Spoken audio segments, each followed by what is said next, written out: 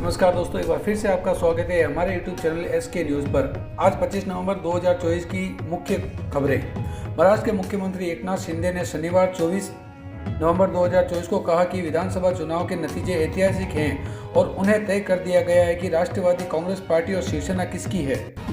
महायुति अगले 3 दिनों में सरकार बनाने जा रही है और जीतने वाले विधायकों को तुरंत मुंबई में इकट्ठा होने के लिए कहा गया है। चंद्रशेखर बावनकुले ने कहा कि सत्तारूढ़ महायुति गठबंधन के नेता और भाजपा नेतृत्व के तय करेंगे कि राज्य का अगला मुख्यमंत्री कौन होगा। राकांपा अध्यक्ष दीपक मानकर ने रविवार को कहा कि पार्टी कार्यकर्ता अजित पवार को राज्य का मुख्यमंत्री बनाने के पक्ष में हैं। शरद पवार ने कहा, बिना पर्याप्त जानकारी के ईवीएम पर कुछ नहीं बोलूंगा। एनसीपी एसपी नेता शरद पवार ने अपने प्रेस कॉन्फ्रेंस में कहा कि बिना पर्याप्त जानकारी के ईवीएम पर कुछ नहीं बोलेंगे।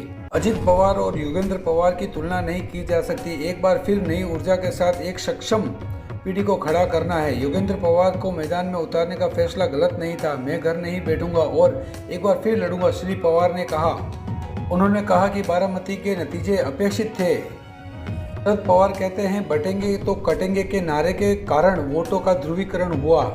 राष्ट्रीय कांग्रेस पार्टी एनसीपी ने पार्टी अध्यक्ष अजित पवार को विधानसभा में पार्टी का नेता चुना। उप मुख्यमंत्री देवेंद्र फडणवीस ने कहा कि लोगों ने तुष्टीकरण की राजनीति को खारिज कर दिया है और प्रधानमंत्री नरेंद्र मोदी के एकता के संदेश एक है तो सुरक्षित एक को स्वीकार किया है। श्री शिंदे ने बताया कि तीनों दलों ने सौहार्दपूर्ण तरीके से सीटों के बंटवारे को अंतिम रूप दे दिया और कहा कि सरकार गठन की प्रक्रिया में कोई बाधा नहीं आएगी। महाराष्ट्र विधानसभा चुनाव की मतगणना पूरी होने के बाद में चुनाव आयोग ने अंतिम आंकड़ों के अनुसार भाजपा के नेतृत्व वाली महायुति गठबंधन 288 विधानसभा सीटों में से 233 सीटें जीतकर सरकार बनाने के लिए महाराष्ट्र में सत्ता बरकरार रखी, जबकि विपक्ष एमवीए को केवल 50 सीटें मिली है।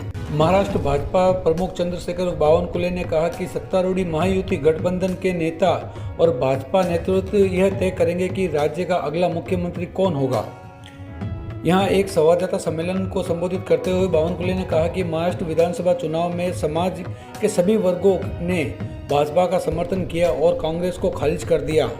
उन्होंने बताया कि कांग्रेस की राज्य इकाई के प्रमुख नाना पटोले साकोली सीट पर लगभग 200 वोटों के मामूली अंतर से जीतने में सफल रहे। राज्य के अगले मुख्यमंत्री के बारे में पूछे गए प्रश्न का उत्तर देते हुए बावनकुले ने कहा कि यह निर्णय महायुति नेताओं और भाजपा संसदीय बोर्ड द्वारा लिया जाएगा। फडणवीस से रिकॉर्ड अंतर से जीतने के बाद में एनसीपी विधायक धनंजय मुंडे ने अजित पवार देवेंद्र फडणवीस से मुलाकात की और उनकी शुभकामनाएं मांगी। अपनी चचेरी बहन और बीजेपी नेता पंकजा मुंडे और प्रीतम मुंडे से मेल मिलाप करने के लिए वे अपने घर भी गए। मुंडे बहनों ने उन्हें मिठाई खिलाई और जीत की बधाई दी। जनता दल यूनाइटेड के नेता केसी त्यागी ने रविवार को कहा कि महाराष्ट्र और झारखंड विधानसभा चुनाव के नतीजों का दूरगामी प्रभाव होगा और इन चुनावों के एनडीए और भाजपा प्रदर्शन कांग्रेस और उनके सहयोगियों के लिए बड़ा खतरा पैदा करेगा।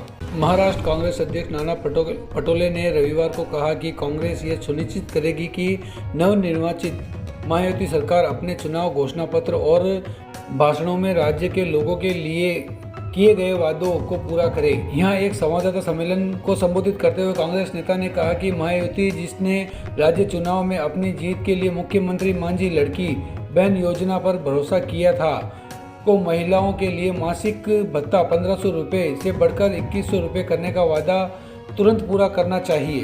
कांग्रेस नेता ने कहा कि विधानसभा चुनाव के नतीजे विपक्षी महाविकास आघाड़ी और महाराष्ट्र की जनता के लिए अप्रत्याशित थे। उन्होंने कहा, लोग चर्चा कर रहे हैं कि महायुति इतनी बड़ी जीत कैसे हासिल कर पाई। वे भ्रमित हैं। हम ईवीएम के बारे में टिप्पणी या बात नहीं करना चाहते और यह पता लगाना समय की मांग है कि यह सब कैसे हुआ है और इसके अनुसार कांग्रेस अवश्य कदम उठाए।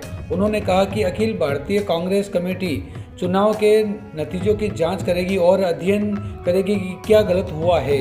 मराठा आरक्षण कार्यकर्ता मनोज जरांगे ने रविवार को इस बात का खंडन किया कि उनका आंदोलन महाराष्ट्र विधानसभा चुनावों में कोई कारक नहीं होगा।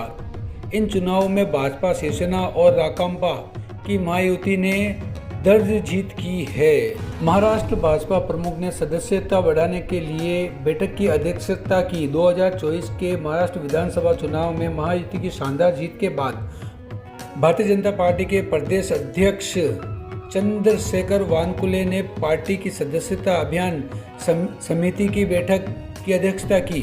महाराष्ट्र भाजपा अध्यक्ष ने आने वाले दिनों में पार्टी में अधिक से अधिक संख्या में नए सदस्यों को शामिल करने का संकल्प लिया है। उप मुख्यमंत्री देवेंद्र फडणवीस और अजित पवार के साथ एक प्रेस कॉन्फ्रेंस को संबोधित करते हुए शिंदे ने कहा, यह महायुति की रिकॉर्ड तोड़ जीत है। हम पूरे महाराष्ट्र के आभारी हैं।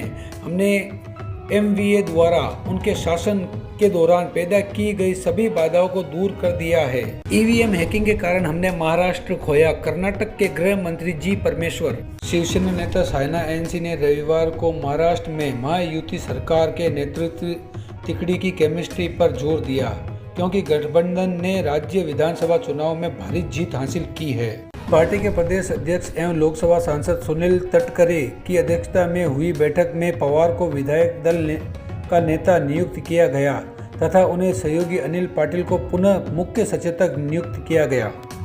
पाटिल विधायकों की उपस्थिति पर नजर रखेंगे और सत्र के दौरान विभिन्न विषयों पर बोलने के लिए अनुरोध पर विचार करेंगे। राष्ट्रवादी कांग्रेस पार्टी ने रविवार 24 नवंबर 2024 को कहा कि एनसीपी सपा सांसद प्रिया सुले को अपनी पार्टी द्वारा बारामती विधानसभा सीट पर उनके चाचा और उप मुख्यमंत्री अजित पवार के खिलाफ योगेंद्र पवार को मैदान में उतारने के लिए माफी मांगनी चाहिए। एनसीपी अध्यक्ष अजित पवार ने अपने पारंपरिक बारामती निर्वाचन क्षेत्र से अपने भतीजे और एनसीपी एसपी उम्मीदवार योगेंद्र को 1 लाख से अधिक मतों से हराया।